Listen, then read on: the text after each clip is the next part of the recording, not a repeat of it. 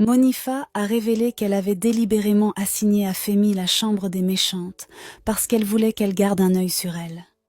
Femi, quant à elle, n'était pas contente de cette décision car elle n'en avait pas été informée auparavant. Monifa et Femi se sont alors vivement disputés. Monifa était déçue car elle pensait que les filles étaient prêtes à tout pour leur projet. Mais Femi lui montrait le contraire. Plus tard, Femi est entrée dans la chambre et a rencontré le duo maléfique, Frida et Linda, avec qui elle devrait partager la même chambre. Après s'être installées, toutes les filles ont traîné vers la piscine et se sont beaucoup amusées. Frida a décidé d'aller au spa pour s'isoler et a découvert que Femi s'y trouvait également. Soudain, un vieux pervers s'est approché de Femi et a commencé à la toucher de manière inappropriée. Elle a essayé de le repousser, mais il n'a pas reculé. Frida l'a vu se débattre et s'est immédiatement précipitée à son secours.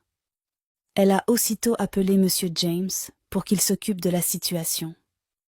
Femi a commencé à réaliser que Frida n'était pas aussi mauvaise qu'elle le pensait. Quelques heures plus tard, Frida et Linda retournent dans leur chambre. Linda a commencé à s'embrouiller et à insulter Femi comme d'habitude et l'a menacée de la frapper, mais Frida l'a arrêtée et l'a empêchée de la frapper.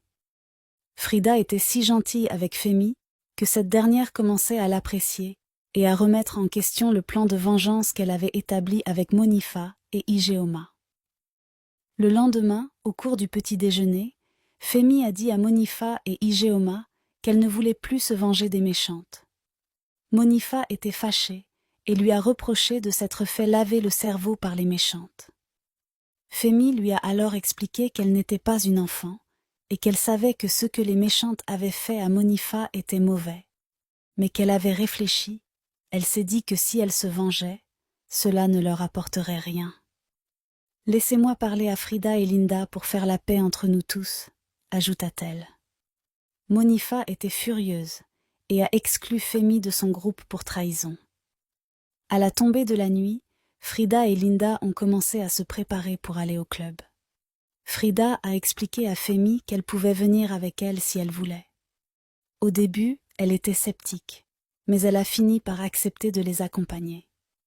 Linda ne voulait pas partir en compagnie de Femi, mais Frida lui a discrètement chuchoté à l'oreille que si Femi les accompagnait au club, elle ne pourra plus les dénoncer à Monsieur James. Quelques minutes plus tard, Monsieur James a procédé à la vérification nocturne pour s'assurer que tout le monde était dans sa chambre. Frida et son groupe avaient déjà quitté l'hôtel et étaient déjà allés au club en ville. Mais elles ont fait semblant de dormir et ont déposé des coussins couverts sur leur lit pour tromper la vigilance de Monsieur James. Frida et Linda ont dansé avec les garçons tandis que Femi s'est assise toute seule. Pendant ce temps, Monifa et Ijeoma étaient ensemble dans la cour de l'hôtel. Monifa envisageait toujours d'aller jusqu'au bout de son plan de vengeance même sans Femi. Ijeoma voulait qu'elle s'explique d'abord à Femi, mais elle n'en avait rien à faire et son seul but était de se venger des méchantes. « Nous n'aurons plus jamais d'occasion pour nous venger après cette nuit, Ijeoma », ajouta-t-elle. Monifa s'est donc empressée et est allée informer Monsieur James de la disparition des filles, sans savoir que Femi était aussi avec elle. Ijeoma est allée vérifier la chambre de Femi et a réalisé qu'elle n'était pas là. Elle a réalisé qu'elle s'était sûrement jointe aux méchantes, mais il était déjà trop tard pour arrêter Monsieur James. Pendant ce temps, au club, Emeka, le petit ami de Linda, a essayé de se rapprocher de Femi pendant que celle-ci est allée chercher à manger au dehors. Il a commencé à la toucher et s'est assis derrière elle. Femi l'a repoussé et s'est éloigné, mais il a continué à l'approcher. À son retour, elle les a surpris ensemble. Pris dans son propre piège, Emeka a commencé à jouer le rôle de la victime. Furieuse, Linda a pensé que c'est Femi qui était allée vers son chéri et lui a ordonné de partir immédiatement. Elle était furieuse. Femi s'est sentie humiliée et triste pour quelque chose qui n'était même pas de sa faute. Elle s'est réfugiée dans la salle de bain pour s'éloigner du groupe. Pendant ce temps, à l'hôtel, Monifa et Ijeoma avaient déjà appelé Femi à plusieurs reprises sans succès. Monsieur James, quant à lui, est parti à la recherche des filles. Lorsqu'il est arrivé au club, il a menacé le videur pour qu'il le laisse entrer. Ils étaient encore en train de se disputer lorsque Femi a remarqué que Ijeoma lui avait déjà envoyé plein de messages. Elle a découvert que Monsieur James les cherchait. Elle s'est immédiatement précipitée dehors pour alerter les filles, mais elle tomba nez à nez avec Monsieur James.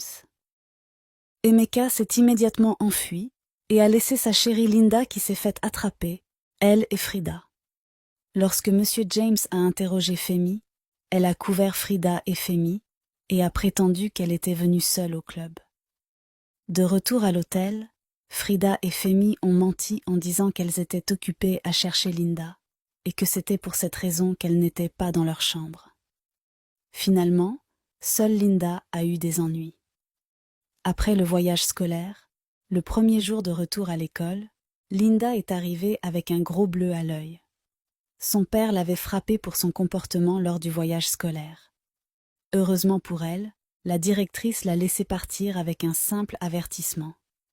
Ijeoma et Femi étaient désolés pour Linda,